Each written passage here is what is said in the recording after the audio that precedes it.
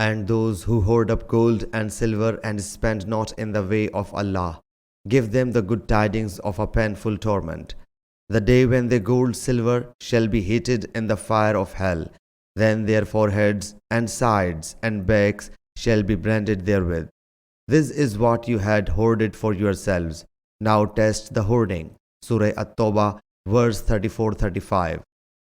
Hazrat Abu Huraira radiyallahu anhu reports that the Prophet sallallahu alaihi wasallam said, "The camels on which he, the owner, has not paid the due will come to their masters fatter than they were, and will trample him with their hoofs.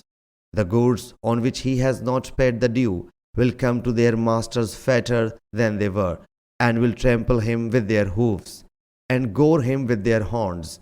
He sallallahu alaihi wasallam said, "It deserves it should be milked when water is before it.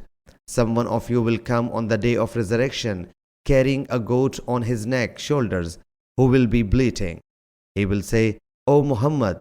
I will say, 'I have no privilege for you on my own.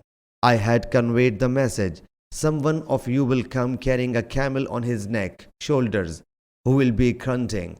He will say, 'O Muhammad.' I will say, 'I enjoy no authority for you on my own, because I had conveyed the message.'" Sahih Bukhari, Hadith number 1402.